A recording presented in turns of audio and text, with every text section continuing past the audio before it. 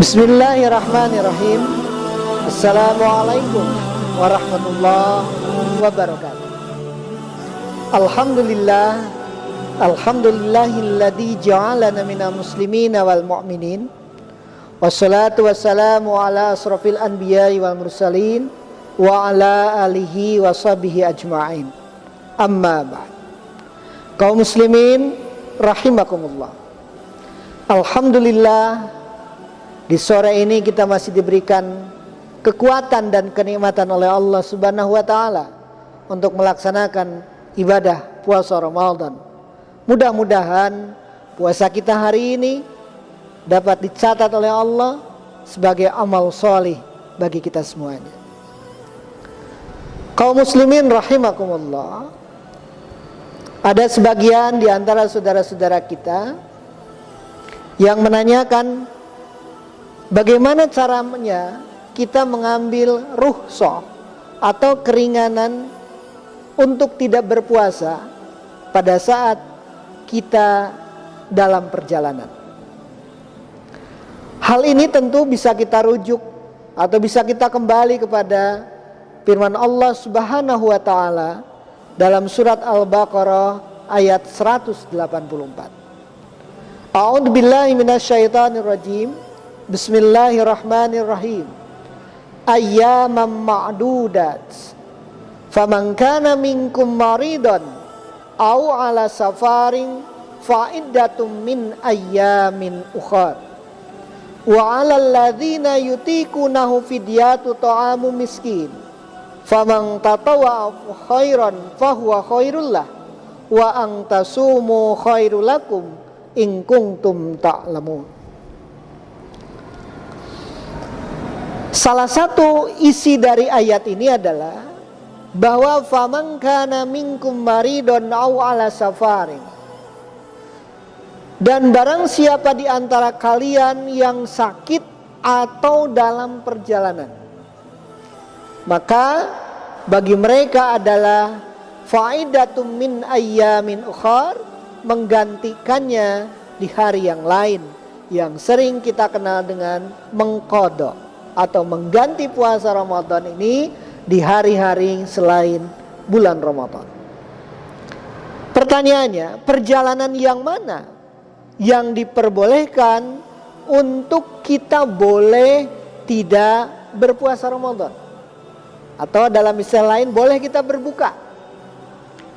Nah, berkaitan dengan perjalanan ini, tidak ada ketentuan yang secara langsung berbicara bahwa perjalanan ini jaraknya berapa kilometer, berapa jauhnya.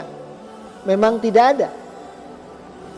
Tetapi para ulama fikih, umpamanya kita lihat pendapatnya Imam Syafi'i, beliau memberikan isyarat kepada kita bahwa perjalanan yang mencapai 83 km atau lebih, maka bagi orang yang melakukan perjalanan dengan jarak yang demikian, maka diperbolehkan untuk tidak berpuasa atau rukhsah tidak berpuasa. Rukhsah itu adalah keringanan. Jadi boleh kita ngambil keringanan untuk tidak berpuasa.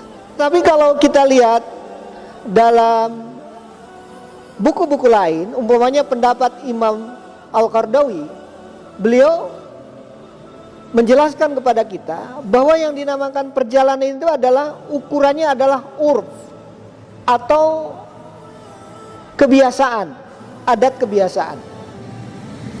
Kalau umpamanya kita dari Magelang kemudian kita melakukan perjalanan ke Jakarta, itu adalah disebut dengan perjalanan, maka itu boleh kita untuk tidak berpuasa.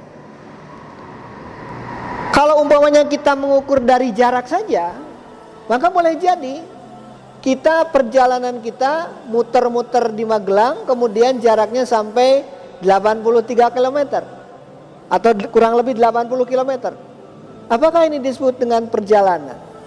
Nah, maka akhirnya kembali kepada urf atau kebiasaan yang berlaku. Perjalanan mana yang dianggap itu adalah sebuah perjalanan? Kalau itu dianggap hanya tinggal atau mukim di tempat tersebut, maka itu tidak bisa dikategorikan sebagai perjalanan yang membolehkan kita untuk berbuka puasa. Tetapi ada satu yang mungkin bisa menjadi pertimbangan kita semuanya, bahwa catatan perjalanan yang dimaksud adalah di dalamnya ada muncul masakoh kesulitan. Jadi perjalanan kita umpamanya, perjalanan kita 80 km, kemudian di dalamnya ada masakoh, maka boleh kita untuk tidak berpuasa. Tapi kalau perjalanan itu tidak masakoh, maka tentu kita lebih baik untuk tidak berpuasa. Meskipun boleh saja kita mengambil rukhsah. Kenapa? Karena di akhir ayat 184 Allah berfirman, wa antasumu khairul lakum in kuntum ta'lamun. Bagi orang-orang yang berpuasa tentu bagi mereka lebih baik jika kalian memahaminya atau mengetahuinya. Jadi kalau kita mengacu kepada ukuran fikih para imam, maka ukuran kita lihat jarak mungkin sebagai parameter pertamanya adalah jaraknya bisa mencapai 83 km atau rata-rata 80 km, dan di dalamnya timbul masakoh, adanya kesulitan, adanya kepayahan, adanya kesulitan. Nah, menurut hemat kami bahwa para ulama membuat ukuran jarak itu pun itu karena menurut ulama-ulama ini, ulama-ulama kita terdahulu, untuk jarak seukuran tersebut itu sudah cukup mencapai masakoh. Tapi dengan perkembangan alat transportasi yang banyak muncul belakangan ini, maka ternyata jarak tidak saja menjadi parameter atau ukuran, tetapi kita harus mempertimbangkan kesusahan atau kesulitan dalam perjalanan kita.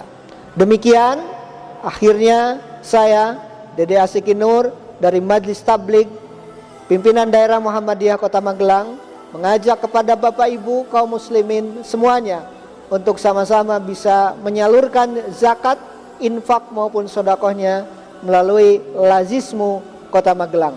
Terima kasih. Mohon maaf atas segala kekurangan. Wassalamualaikum warahmatullahi wabarakatuh.